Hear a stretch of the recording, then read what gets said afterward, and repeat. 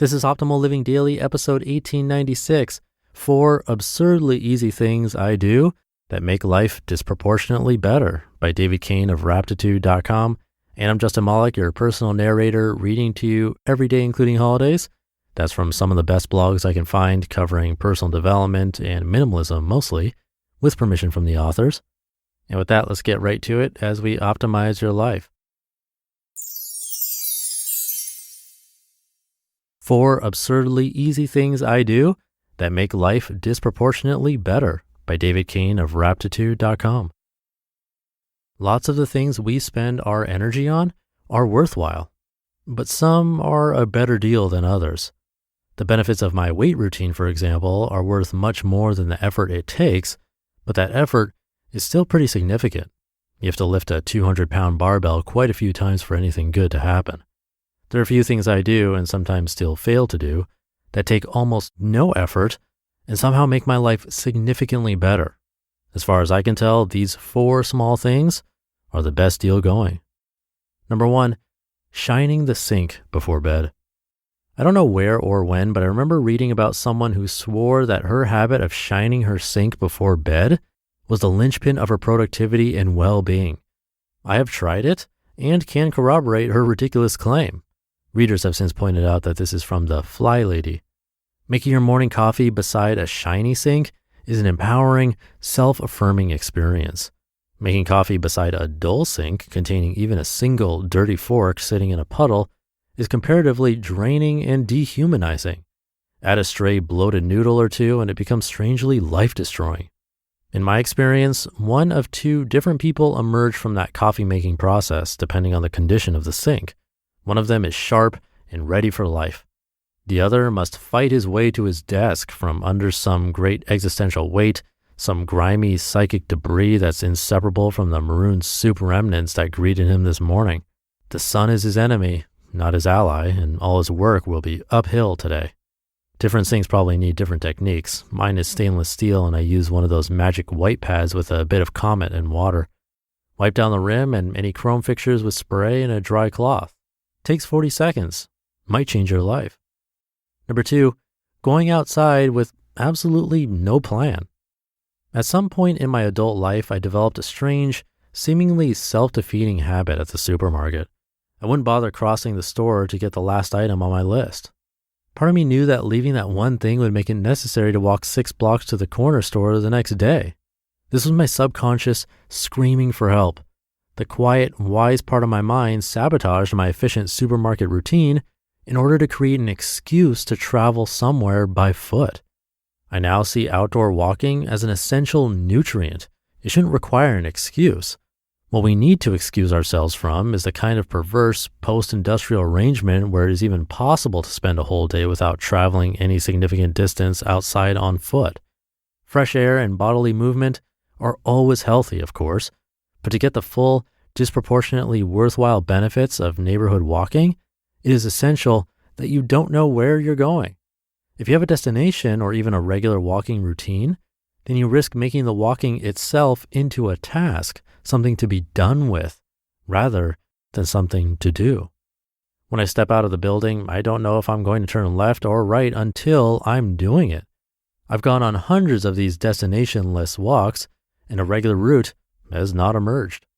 It turns out my body knows how to create a closed polygon without my mind having to think about it. There's something life-affirming about any enterprise in which you rely on moment-to-moment intuition instead of planning, and it's just a walk, so you can't muck anything up too badly. At every corner, you just turn whichever way you feel like, or maybe continue straight ahead. Let your feet decide. You'll end up at home somehow. Number 3, sitting on the floor and doing nothing for a little while. Blaise Pascal famously said that all human miseries arise from our inability to do this. But I think it's really just an unwillingness. He's right about the arising miseries, though. Not knowing how to deliberately do nothing is a crippling disease that leads to bizarre, self-defeating phenomena like workaholism, cigarette smoking, rude smartphone behavior, and eventually war and pestilence. Sitting on the floor and doing nothing isn't exactly difficult, but it feels very foreign at first. We are so attuned to being constantly doing, acting, evaluating, and improving that to fully stop in this way feels almost as radical as turning off your ignition at a red light and putting your feet up, although it's a lot less disruptive to society. I'm sneakily suggesting some kind of meditation here, but the point is you can make your non-doing as formal or informal as you like. You can do it Zen style with a prescribed posture and technique, or you can just lean back and listen to the birds and the hum of the fridge for 8 minutes. I do this for 20 minutes a day, sometimes less, sometimes more. But even 5 minutes a day of being on the floor is more than worthwhile, even 1 minute. Any amount of stopping, settling, and noticing that we can offer our goal-addled minds goes a long way.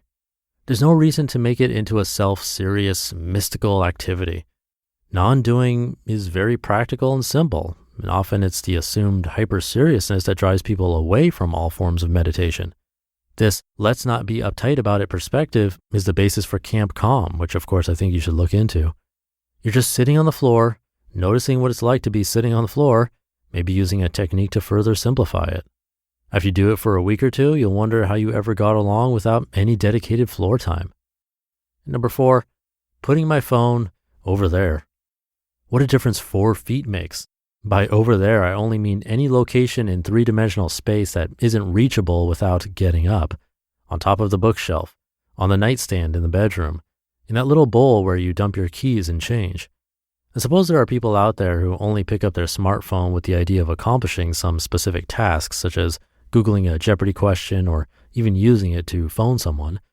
But I'm guessing most of you have noticed that pulling out your phone can become a kind of reflex, a conditioned defensive maneuver triggered without deliberation by a boring or challenging present moment.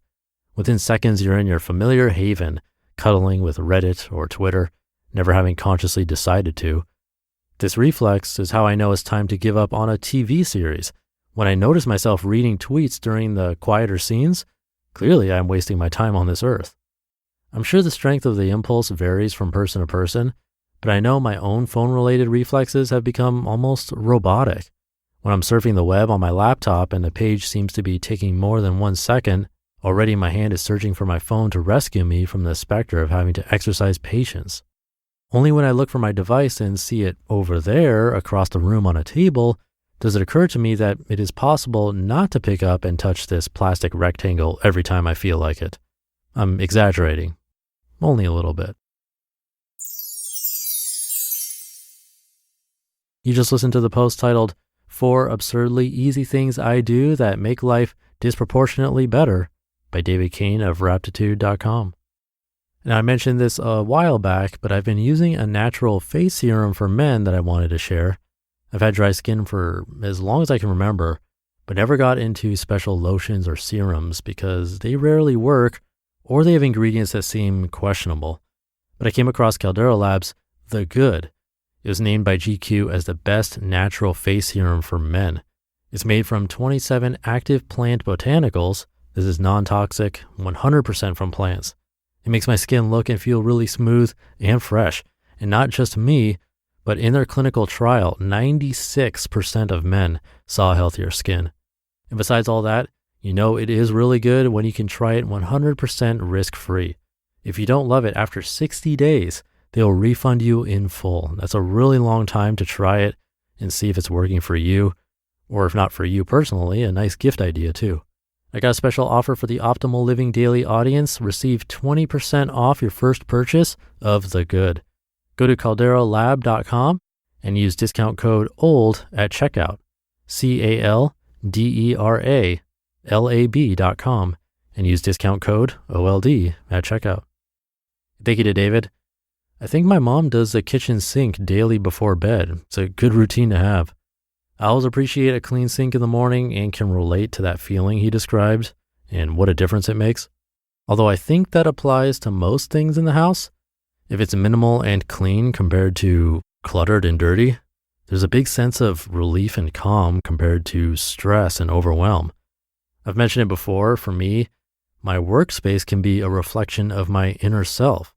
If it's like cluttered around my desk, then usually my brain feels cluttered too. And this might be a case of the chicken or the egg. I'm not sure if feeling cluttered in the brain causes my desk to get cluttered or it's the other way around. But for me, there's definitely a correlation there. And the kitchen is another one of those spots. But these really are easy to try. So if one stood out to you, try it out and see if it sticks. It can have a massive impact with a tiny amount of work, if you even want to call it work. So let me know how it goes. Thanks for listening. Hope you're having a great day, and I'll be back tomorrow for the Friday show, where your optimal life awaits.